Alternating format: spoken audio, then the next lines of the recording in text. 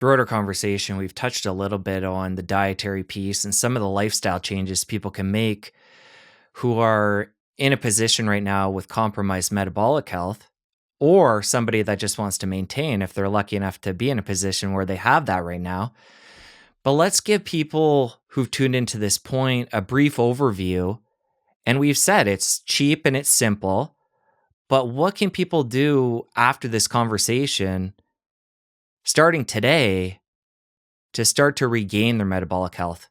Yeah, so I think from my perspective, there's been trillions of dollars of incentives to convince you that it's complicated. I think that there's also a huge incentive for health influencers who have impacted me a lot and I have amazing admiration for, to have their own niche and have tips and have their own products and overcomplicate the issue too.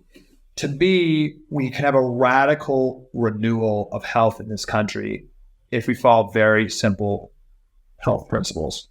Throw out all nutrition research and just don't eat added sugar, don't eat seed oils, don't eat highly processed grains.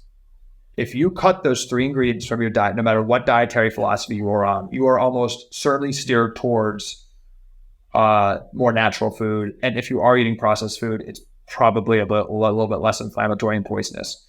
So that's my principle. I think there's a lot of other rabbit holes, obviously, you can go down, but I think that should be I think if you threw out all 50,000 nutrition studies produced in the last 2 years and just had those 3 principles, we would transform society. So those are the big principles I personally have, is that if I am winning, if I can reduce or eliminate those 3 ingredients, move 150 minutes a week.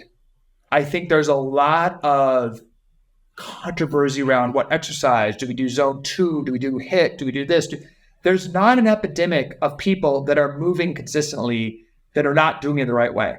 And I think, again, fitness influencers have their own philosophies, but that's my principle for me now. It's my principle, like, hopefully for the family and our young son. It's like, if you could just have a daily habit of moving and hitting that 150-minute minimum goal, that led me to more, okay, how do I optimize that?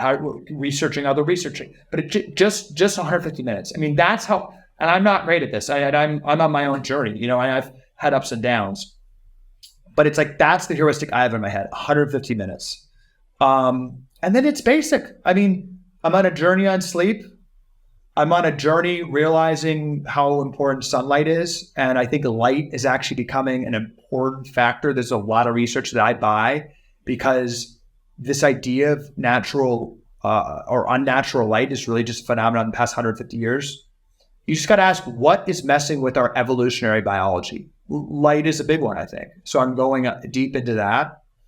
And then I think chronic stress management. I think we have weapons of mass destruction to hijack our cortisol and stress levels in our pockets. And there's massive profit in us being in fear and having our cortisol levels increased by a lot of different entities and being aware of that.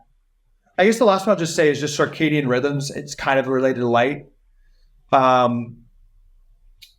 Just a concept I've been thinking about is, until 200 years ago, but really in the past 100 years, almost every human ever born ever didn't travel within 30 miles from where they were born. The sun went down, there was no light for them. They went to bed. I'm starting to go down that rabbit hole. Again, what has changed? So much has changed so abruptly, so quickly. And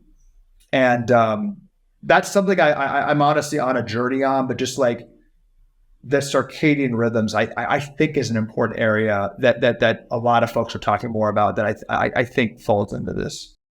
If you enjoyed that clip, press here for the full episode. I'll see you over there.